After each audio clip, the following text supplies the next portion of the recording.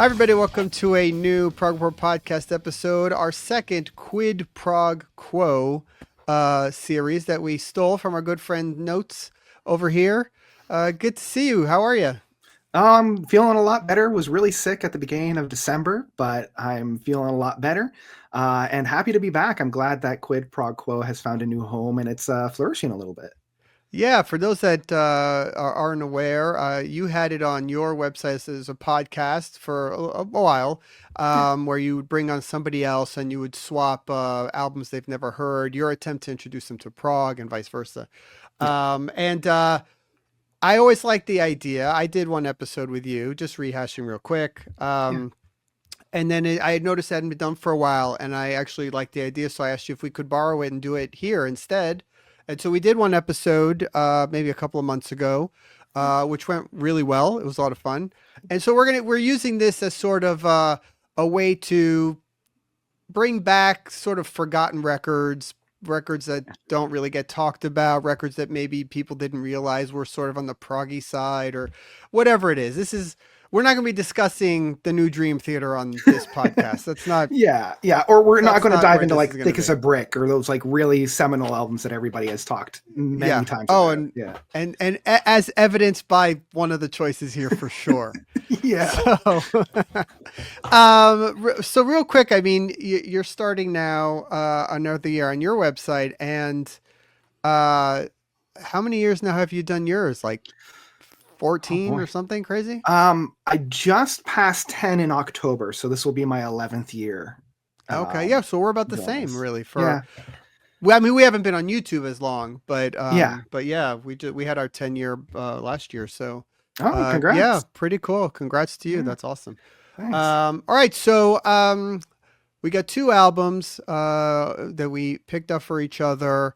We'll start with the one that you picked out for me, and I'm Sure. going to bring it up here on the old. We have it on here on Spotify. We're going to check out a couple of seconds from it. So you want to maybe jump in and describe it a little bit here?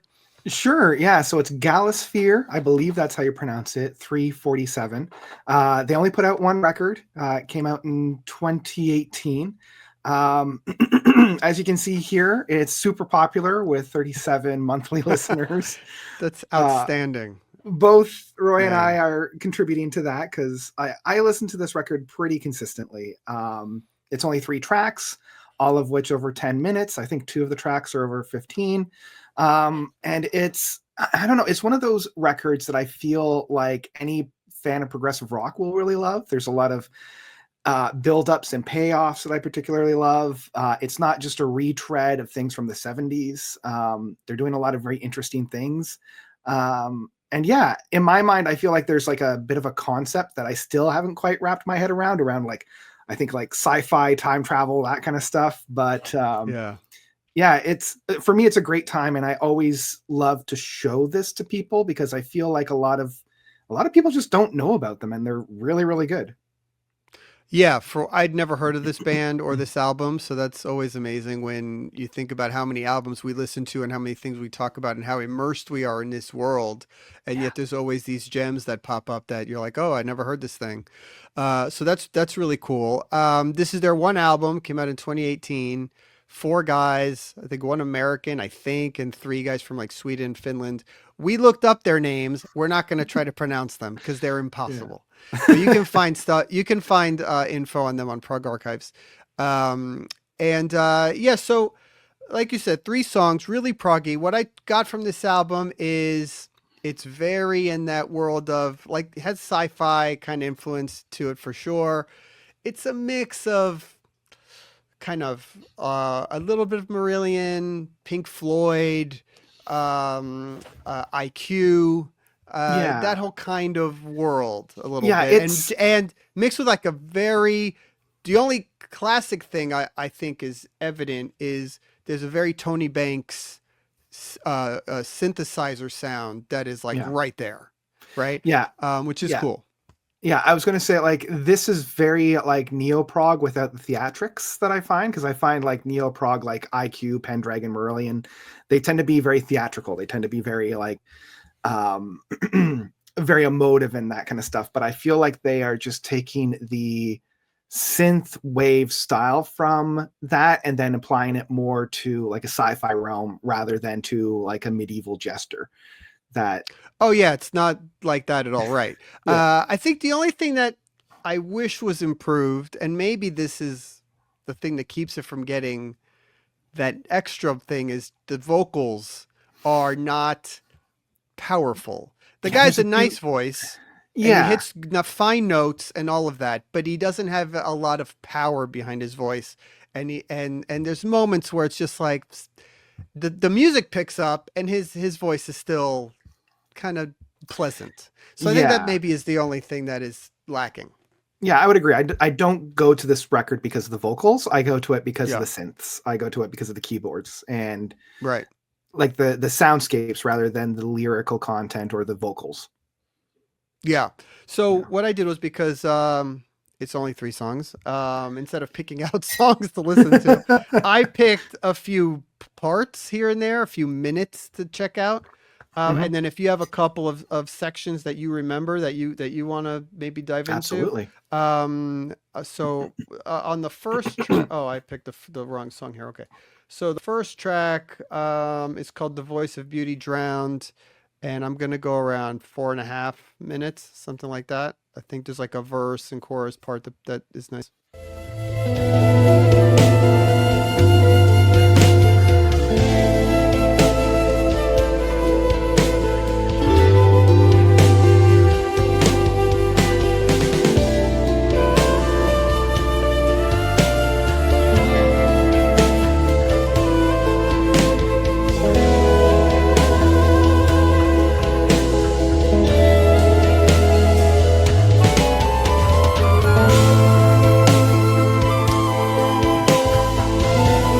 This was the instrumental part. I picked the wrong section, but yeah, That's all I right. still like I it. do like when the instrumental part kind of bridges out to the next area of that. Yeah, yeah, That's yeah. quite nice. Yeah. I think the other singing part was in the next song that I picked.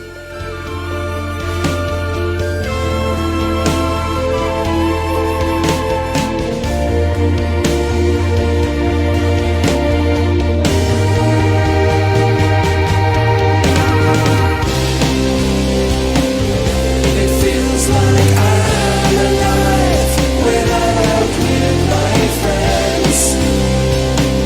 The push and pulling of the nightclubs and the doors that lead me to the sights and opens up these doors. I don't understand.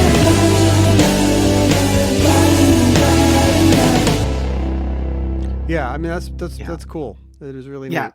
Yeah, and I love that that's the, I guess, chorus, or that's the theme that gets reprised quite regularly throughout that first track. Yeah. Yeah. The next one was Fallen Angel. Mhm. Um, let's see, sort of towards the end. Am I Oh, I think you're thinking still of on the the right voice of the part beauty here? damned. Yes, I am. There we go. This thing is not changing. Okay, here we go. This is like the Super Genesis part. Super Genesis. Totally, totally.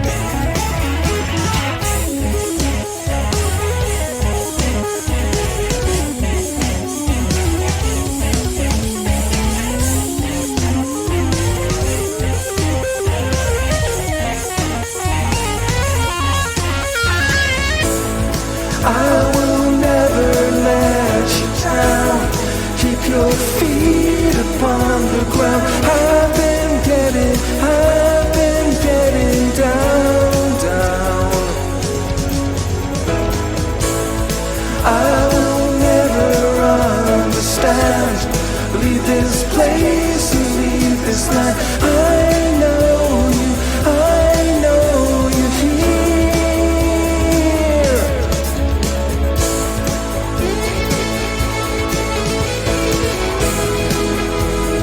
Yeah, that part Yeah. repeats a lot, but that part has some really cool musical bits Yeah. in there. And then the last track, one, is Barbarella's Lover, which, if you know that movie, then I think that sort of hints at the sci-fi angle, I guess. Yeah. I think it was around here. Let me see if this is right.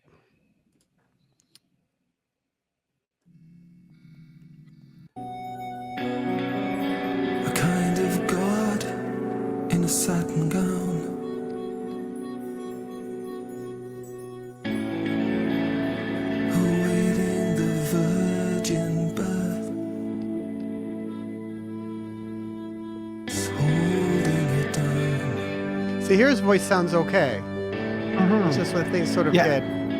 get aggressive that it doesn't really sound. He takes her hand and moves. They slide sideways into the process of youth.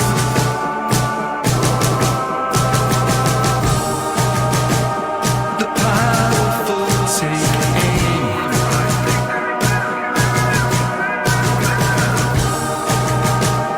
It always ends the same.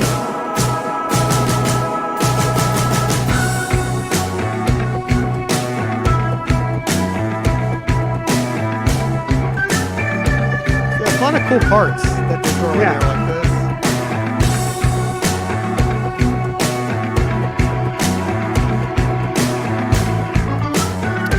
Yeah. Anyway, yes. I mean, this was a cool listen. I'm glad you liked it. Yeah. Any parts in there that you want to jump back to? Yeah. The two parts of this album that I always come back to is the end of the second track of Fallen Angel. And we heard one of the main themes that gets reprised throughout the track. But what I really love is that they took the very beginning of the track and then kind of just exploded that for the final end piece. And I think I had using the another main part marked. It was around the 12.5-minute mark. Tell me if this might be what this is right. it might even be a bit further on. I think it's like closer to the end. Let's see. That's This the one. town of light. That bass line. Be alive in this town.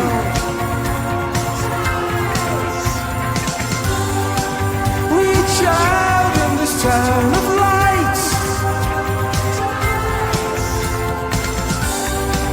Be alive in this town.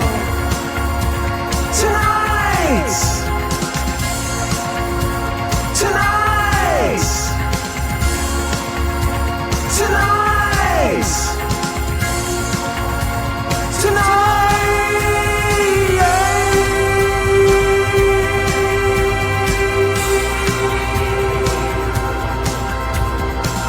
I hear a lot of Genesis here.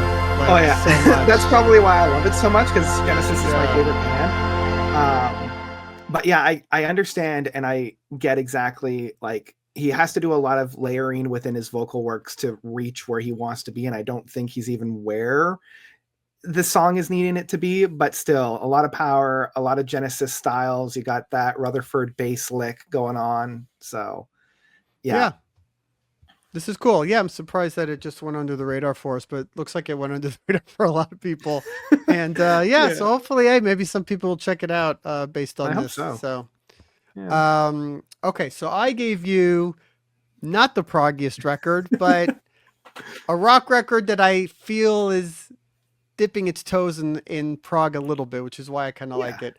And so it's the Silverchair album, Young Modern, which is from 2011. I think it's their last album. I don't think they did anything after this. Yeah. And 2011 or 2007? 2007. Sorry, I saw 11 songs right there. No worries. So people that aren't familiar, I mean, I think most people are familiar with Silverchair, big sort of 90s post grunge band a little bit. They were really young when they had their first breakout, teenagers, I think, and then sort of matured a little bit. Prior to this album, they released a spectacular record called Diorama, which is really orchestral and proggy and surprised the hell out of me because it's a band I did not like at all. I didn't care for their style. It wasn't my thing. And Diorama, somebody gave to me to listen to, and I was really impressed. And then when this one came out, I immediately checked it out because, like, let's see what they're doing with this one. And I just love this record. To me, this is a crazy album. It's schizophrenic. It's like, and it's very Queen influenced, I think, at times, which is what I dig about it. And I just love the single straight lines, which is super straightforward and simple, but I just think it's a brilliant pop song. Yeah. That's my thing with this record.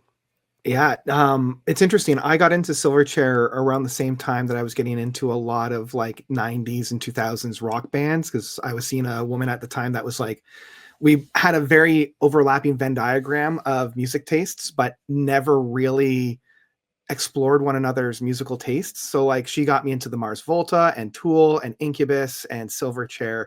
And it was much like you, Diorama, that got me into Silverchair and loved Across the Night. You know, it's still one of my favorite tracks from them. Yeah. And so, but that was it. It was just like flash in the pan. I didn't like them as much as like Tool or the Mars Volta to go and do some backlog catalog searching.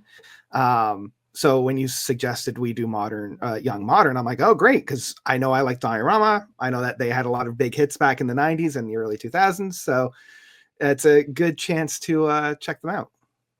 Yeah. So did you pick out any few songs that you maybe want to check out? Yeah.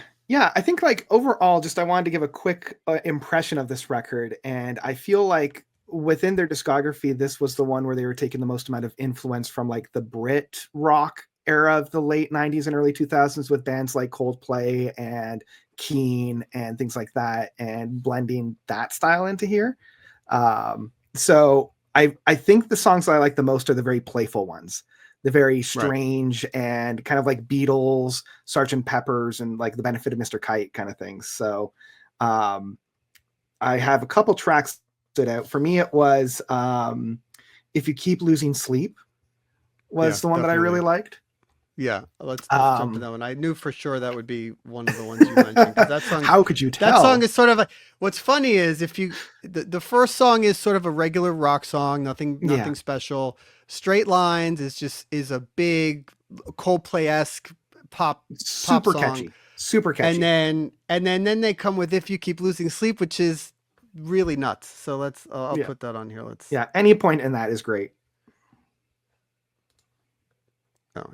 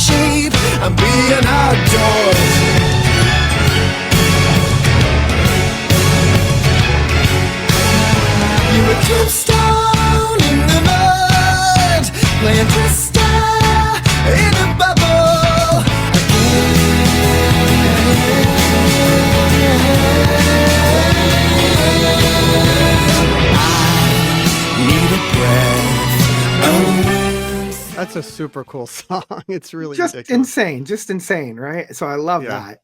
Yeah, great orchestration too. Yeah, and like going from passage to passage, like just insane. The other one I really liked was the longest song of Thieving Birds Part 1, blah blah blah blah blah. And I like their mastery of a longer track, even though longer for them is 7.5 minutes. That's a song just getting started for us proggers. Right. But it still shows that they're able to craft passage to passage to passage and not be held down by like the usual verse, chorus. And I really liked right around the like 4-minute 40 seconds or so into the 5-minute part of that track. Okay. Cool. So I actually put some time codes this time around. Great. Let's right about there.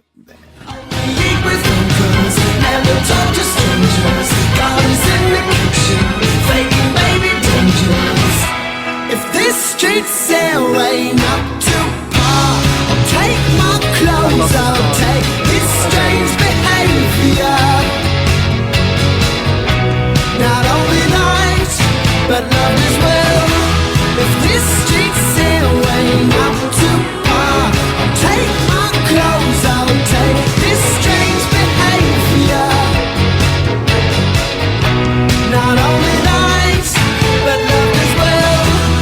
this keeps tearing me apart, walls come down, won't stop this empty feeling for everything apart from you.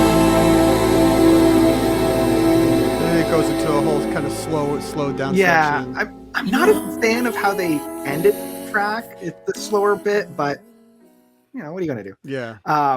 This was also when I realized, excuse me, still the cold is in the back of my throat. This is when I realized that the influence in the Brit rock stuff with like Keane and Coldplay was prominent because they're Australian, right? I want to say Silverchair is Yeah, mhm. Australian. Within that Thieving Birds, you can almost hear a British accent, or at least not a typical Australian accent in some of the more spoken points. So I'm like, oh, okay. Okay, so the last one, even though like Insomnia and the last track of With All Across the World, they're very fun, again, very like in the benefit of Mr. Kite, but the one that I really liked was Waiting All Day.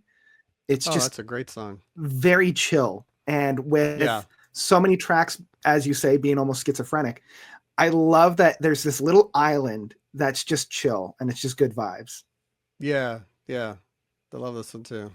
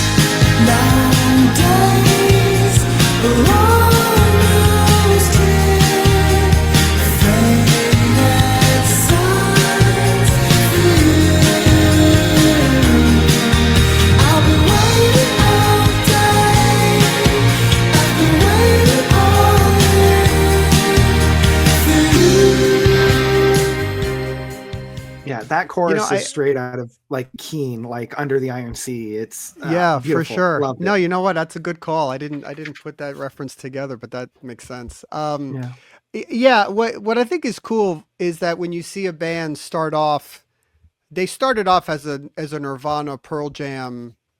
That those were their heroes. That's what they listened to. That's what they were copying, and they happen to have some hits totally copying that style. I think record labels are like, who sounds like Pearl Jam? Anyone? Okay, you guys. Here's a record deal. Here's a record deal. That just didn't appeal to me. It was just like, whatever, I've heard this before. Yeah. But it's cool to see a band mature and then become this. And then I think it's a shame because I think the singer, Daniel Johns, he's the blonde guy who wrote everything.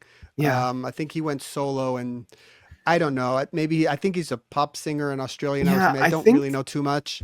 But when I was doing a little bit of research for this episode, it sounds like he like developed like arthritis, so he couldn't like actually play the guitar anymore and had to do a lot more keyboard work. And I think eventually even that started to deteriorate. So he was just kind of like a singer-songwriter that never really kind of blossomed into anything.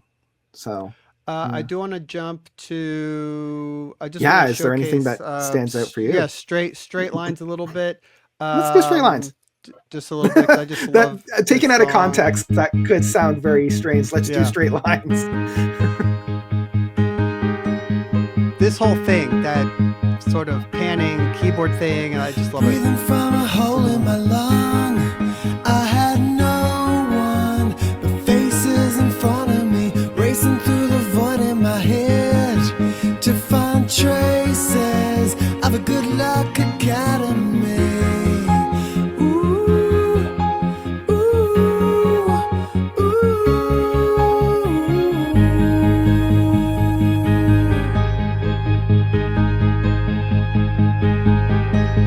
Sparks ignite, I'm trading for thought about no one and nothing in particular. Watched the second socket and drove.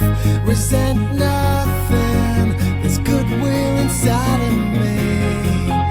Ooh, ooh, ooh.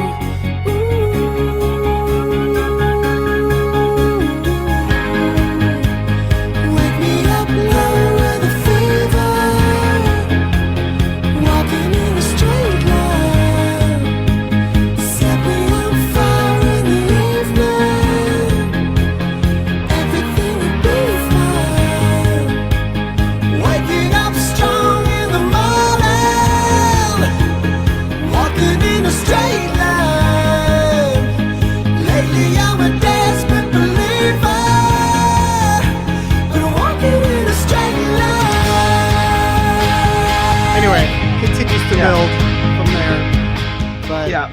cool stuff. Imagine being somebody from the early fan base and saying like, oh yeah, you got to listen to these guys. They sound just like Nirvana. They sound just like Pearl Jam. And then you put on straight lines for them and like, hold up, wait, what? Yeah, it's like, what happened? Yeah. What no, happened? really. I mean, this album and Diorama before it are like, it's two different. The band is not the same as the first 2 or 3 records. They're a completely different band.